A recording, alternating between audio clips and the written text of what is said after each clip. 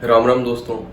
हरियाणवी कड़ी ताई हिंदी में लिखड़ी है, राजस्थानी में गए, पंजाबी में गए, संस्कृत में गए। अभी जी चावड़ा ने कुछ टाइम पहले एक वीडियो बनाई थी, ओरिजिन ऑफ हरियाणवी लैंग्वेज। वो वीडियो एक छोरी ने मेरे से भेजी, मैंने देखी, पर रोड़ा उस वीडियो का यो था कि उसमें यो ही नहीं बताया गया कि आई कितना है। तो मेरे मन में आइडिया आया कि भाई हम नहीं बतानी चाहिए, हम अपनी भाषा के बारे में इतनी बात कर रहे हैं, इतना कंटेंट बना हुआ है, हरियाणवी में इतने गाने बनने लग रहे हैं, तो इसका क्या इतिहास है लैंग्वेज का, ये हमने देखना चाहिए।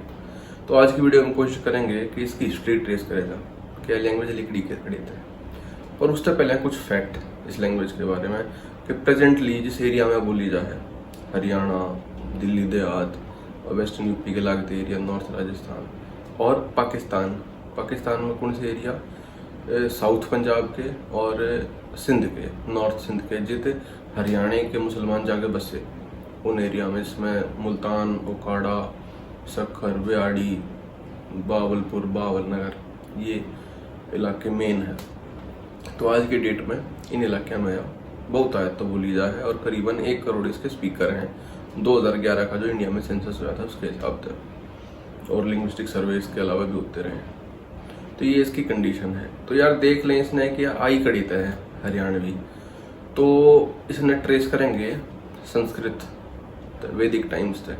तो पिछली वीडियो में बात करी कि भाई हरियाणा ये आर्यव्रत है, क्योंकि यो एरिया था जित वेद रचे गए, भारत ट्राई बड़ा रहा, योध्या की रियासत थी और रोहतक राजधानी थी। तो एंशियंट टाइम पे आड़े महाजनपद रहा, वैदिक काल में संस्कृत का यूज था, वैदिक संस्कृत का। तो संस्कृत से लेकर हरियाणवी तक का सफर क्यों कर पूरा हुआ। तो संस्कृत के बाद, क्योंकि संस्कृत एक इलीगल लैंग्वेज थी, उसकी रिस्ट्रिक्शन थी, बहुत कम लोगों ने एक्सेस थी। तो बाद में लिंग्विस्टिक डेमोक्रेटाइजेशन हुआ, फर्स्ट एडी, सेकंड एडी आते आते तो प्राकृत इमर्ज हुई। ये प्राकृत को एक लैंग्वेज ना है सिंगल, बहुत डाल की प्राकृत है, कई टाइप की, जिसमें सौरसेनी प्राकृत है, अर्धमगधी भी उससे माव है, पाली भी उससे माव है, महाराष्ट्री कोंकणी की जो एंशियंट मतलब जितने वे नैरेट हुए हैं वो भी एक महाराष्ट्रीयन प्राकृत है। तो इस एरिया में जो हमारा इंडिया है, नॉर्थ इंडिया, इसमें इसने इंडो आर्यन फैमिली के हैं, जो कि इंडो यूरोपियन और इंडो ईरानियन तलिकड़ा है। तो इंडो आर्यन का एरिया है आपका इंडस तलेक है, मतलब जो पाकिस्तान का जिस पंजाब शुरू हो जाए उड़ तलेक आसाम, और नॉर्थ में लेकर कश्मीर तलेक है महाराष्ट्र थी। ये जो लैंग्वेज है इंडो आर्यन लैंग्वेज के हैं। तो इस एरिया में प्राकृत डेवलप हुई, ब्रह्मी स्क्रिप्ट में ये लिखी जाया करती, और अलग अलग टाइप की प्राकृत थी अलग अलग इलाके में। बेसिकली जो वर्नाकुलर उड़े की थी उन्हें प्राकृत कहने लगे। ये चलता चलता सफर 8वीं 9वीं सेंचुरी तक गया, और हरियाणवी जिस प्राकृत लिखड़ी है, एवं हम इन लार्ज प्राकृत में थोड़ा फोकस जो है सीमित करेंगे, वो है सौरसेनी प्राकृत। तो एक महाजनपद होया है सौरसेन का जो एरिया था मथुरा के आसपास का, साउथ दिल्ली मथुरा का। तो इस इलाके में जो प्राकृत यूज हुआ करती उसने सौरसेनी प्राकृत कहे इस एरिया के नाम पे, और वो क्लासिकल संस्कृत सब तक क्लोज थी जो वैदिक टाइम पे यूज हुआ करती। और इस सौरसेनी प्राकृत ने हम ड्रामेटिक प्राकृत भी कहे हैं, क्योंकि इस टाइम पे जो काव्य लिखे गए, जो ड्रामा लिखे गए, नाटक लिखे गए, उनके जो नायक हैं, जो उसमें एक्टर हैं, वो ये वाली प्राकृत बोल रहे हैं। तो इस तयो एजम्पशन है कि क्योंकि इस एरिया में यह बोली जाया करती, तो ये संस्कृत की नेचुरल इनहेरिटर है। इसके बाद दौर आओ है अपभ्रंश का, यो है अर्ली मिडीवल पीरियड, 10वीं 11वीं सेंचुरी तक अपभ्रंश शुरू हो जाए। कुछ यो डिवीजन है, कुछ लोग अपभ्रंश में भी प्राकृत मानने हैं और कुछ कहें कि नहीं, पर प्राकृत का भी जो रूप है वो भ्रष्ट हो गया था। अपभ्रंश मतलब एक तरह का भ्रष्ट रूप किसी प्योर फॉर्म का।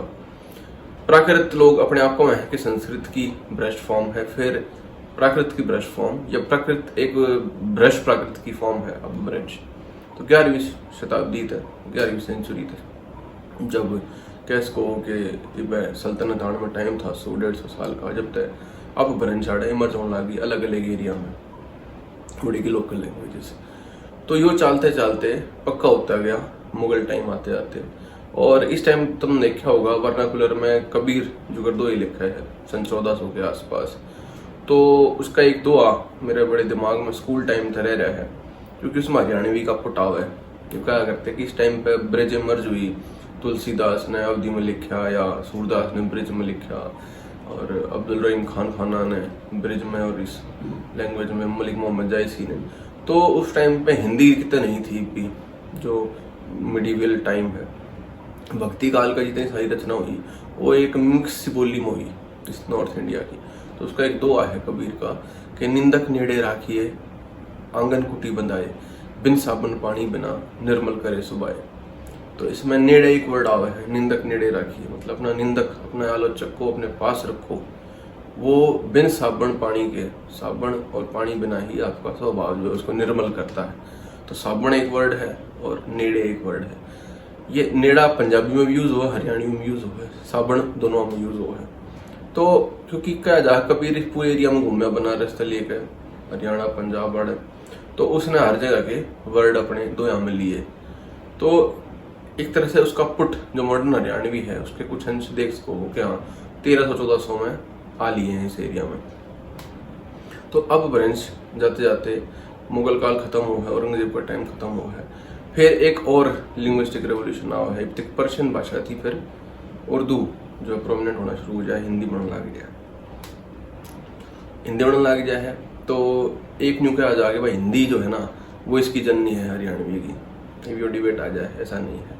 हिंदी बहुत बाद में डेवलप हुई, स्टैंडर्ड हिंदी, और हरियाणवी, ब्रिज, ये जो लैंग्वेजेस हैं इनने मिलकर इनका स्टैंडर्डाइजेशन हुआ जब हिंदी बनी। और दूसरी चीज़ के जो लोग मिस कर जाए हैं कि पंजाबी और राजस्थानी जो है वो इसका हिस्सा नहीं माने जाती। जो मॉडर्न हिंदी की दो ब्रांच हैं, वेस्टर्न हिंदी और ईस्टर्न हिंदी।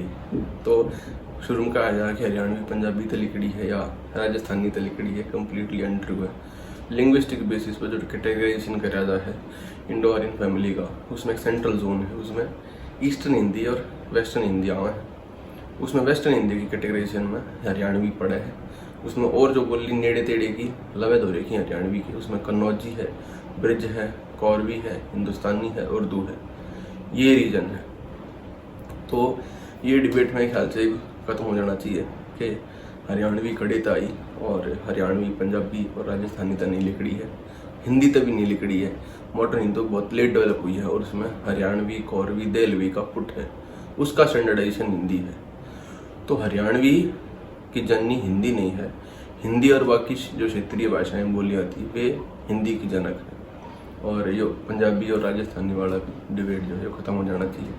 तो हमने देखा क्लासिकल संस्कृत, वैदिक संस्कृत, फिर प्राकृत, अपभ्रंश, फिर जो मिडीवल लैंग्वेज उस टाइम पर डेवलप होना लग रही है, ये पंजाबी है, बंगाली है, उड़िया है, मराठी है, ये सब मिडीवल, लेटर मिडीवल टाइम पर डेवलप हुई हैं।